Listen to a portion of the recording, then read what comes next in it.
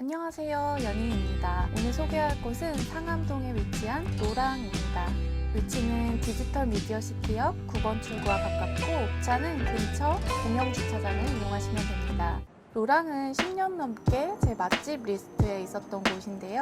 원래 연희동에 있을 때 처음 방문을 했었어요. 스트레스 받고 힘들 때 선배들이 데려가 주셔서 밥도 사주시고 근처에 굉장히 맛있는 카페에서 커피 한 잔 사들고 돌아오면 또 한동안 힘내서 일상을 버티게 해주는 곳이었는데요. 연희동 노랑이 없어지고 너무 아쉬웠는데 세전역 쪽에 다시 오픈을 하셨었거든요. 그때는 제가 응원해주고 싶은 분들과 함께 갔던 곳이라 더 의미가 있는 곳입니다. 그 이후로는 노랑이 많이 유명해져서 예약 시간을 맞추기도 어렵고 마포 쪽으로 갈 일이 없었는데요.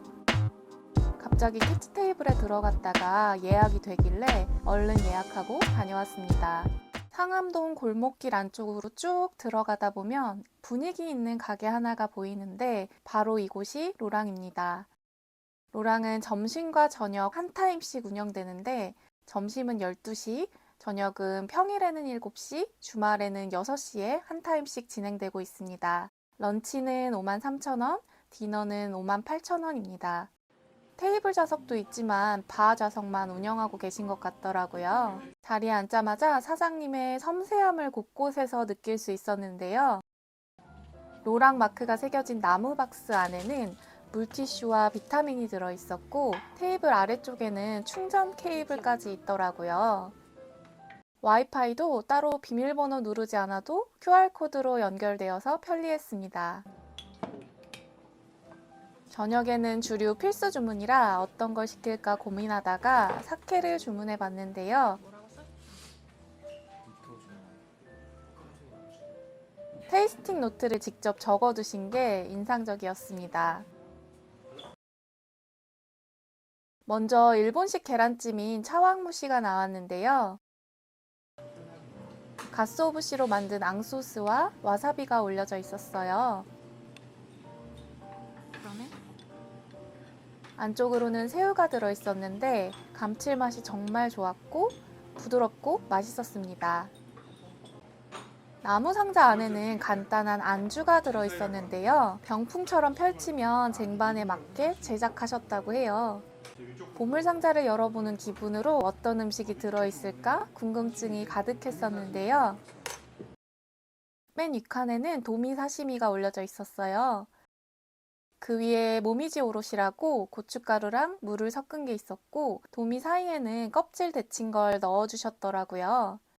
차이브와 와사비 그리고 소금도 함께 내어주셨는데요. 소금을 같이 내어주셔서 도미를 소금에 찍어 먹어봤는데 회를 소금에 찍어 먹기는 처음이었거든요. 생각보다 맛있었고 도미의 식감도 좋았습니다. 유리볼 안에 젤리처럼 보이는 건 갓소부시, 식초, 그리고 설탕으로 만든 소스인데 아래쪽으로는 구운 가리비가 들어있었어요. 부드러운 가리비랑 탱글탱글하면서 새콤달콤한 소스 덕분인지 입맛을 돋워주더라고요. 마지막으로 뚜껑을 열면 도미 가마살 간장조림인데 우엉도 같이 들어있었습니다. 살도 제법 있었고 우엉이랑도 잘 어울리는 편이었어요. 다음으로는 예쁜 잔에 미니 카이센동이 나왔습니다. 다진 참치 뱃살과 우니 그리고 단새우 그 위에 와사비가 올려져서 나왔는데요. 생각보다 진짜 많이 들어있더라고요. 와사비 양이 많아 보이지만 맵지 않은 편이라 야무지게 비벼서 먹었습니다.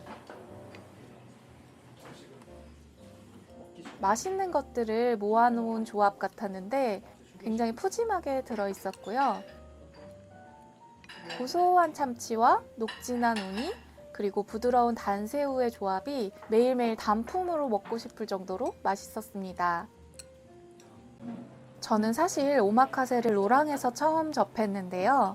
오마카세는 손님이 셰프에게 메뉴 선택을 온전히 맡긴다는 뜻으로 그날의 재료와 상황에 따라 셰프님에게 요리를 맡기는 거예요. 손님이 선택하지 않고 전적으로 맡긴다는 건 그만큼 그 셰프님에 대한 믿음과 신뢰가 있다는 거잖아요. 그런데 오마카세가 우후죽순 생겨나면서 그 의미가 살짝 흐릿해진 것 같아서 아쉽기도 한데요. 저에게 로랑은 어떤 음식이 나와도 평소에 입에 대지 않는 음식이라도 일단 먹어봐야지 하고 생각하게 만들어주는 곳이에요. 스시 만들어주시는 걸 구경하면서 예전에는 안 먹던 생선들도 로랑에서 먹어보고 맛있어서 하나씩 시도해봤던 기억들이 떠올랐습니다. 도미 스시는 위에 간장을 발라서 올려주셨는데요. 밥 위에 차이브를 조금씩 넣어주시더라고요. 차이브는 부추처럼 생긴 서양식 쪽파라고 생각하시면 될 것 같은데요. 도미의 뱃살 부분 같았는데 서걱서걱한 식감이 매력적이었습니다.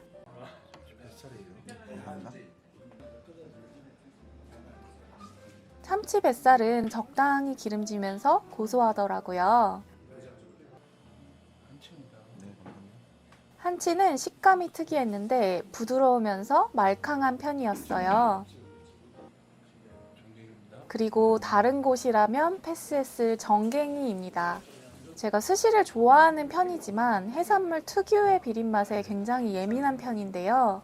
정갱이는 눈으로 보기에는 제 스타일이 아닐 것 같았는데 셰프님이 주시는 거라 믿고 한번 먹어봤어요. 사실 기대를 크게 하지는 않았는데 기름지고 맛있더라고요. 이렇게 맛있게 먹어본 경험이 있으면 낯선 식재료도 한 번 더 먹어보려고 시도해보는 용기가 생기는 것 같아요. 다음은 가리비였는데요. 위에 소금을 뿌려주셨더라고요. 부드럽고 단맛이 잘 나는 편이었습니다. 참치도 뱃살 부위나 기름진 부위가 아니면 사실 저는 손이 잘 가지 않더라고요. 간장에 절인 참치였는데 살짝 피향이 감돌기는 했지만 적당히 산미가 느껴지고 간이 잘 배어서 맛있게 먹었습니다. 따뜻한 장국은 뜨겁지 않게 나무 부분을 잡으면 되고요. 맑은 장국이 속을 잘 달래주었습니다.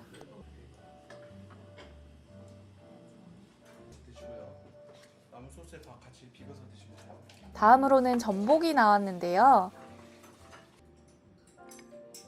전복 밑에는 내장으로 만든 개우 소스가 있었고 남은 소스에 밥까지 비벼서 야무지게 먹었습니다. 그리고 우니랑 단새우입니다. 우니를 이렇게 듬뿍 올려주셔도 남는 게 있으신가 싶을 정도였는데요. 녹진한 우니와 탱탱한 새우살, 그리고 김이 굉장히 바삭바삭해서 너무 맛있게 먹었습니다. 로랑 예약하기 전부터 굉장히 기대가 되었던 고등어 봉초밥입니다. 만드시는 과정을 정말 열심히 살펴봤는데요. 기름이 잘 오른 고등어의 윗부분을 석쇠로 익히시더라고요. 그러면서 비린맛은 잡아주고 불향은 입혀지는 것 같았는데요. 오늘 여러 번 이런 이야기를 하는 것 같은데 제가 편식하는 편은 아니지만 유난히 약한 카테고리가 있어요. 평소에 고등어 회는 물론이고 고등어 구이조차 그닥 좋아하는 편은 아닌데요. 고등어인데도 비린맛이 없었고 고소하면서 감칠맛도 나고 정말 맛있더라고요. 로랑 고등어 초밥은 단품으로 주문해서 먹고 싶을 정도로 정말 맛있게 먹었습니다. 뜨겁습니다. 내실 때 조심하세요. 마지막 식사 온소밥으로 온소밥 위에 새우튀김이 나왔는데요. 새우 크기도 큰 편이었고 하나는 튀김으로 먼저 먹고 다른 하나는 튀김을 소바에 담가서 먹는 걸 추천해 주셨어요.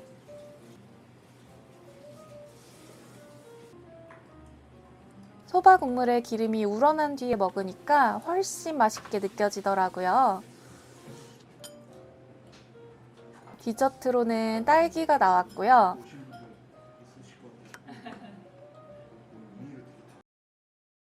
나무 상자 안에 넣어주신 비타민까지 야무지게 챙겨 먹었습니다.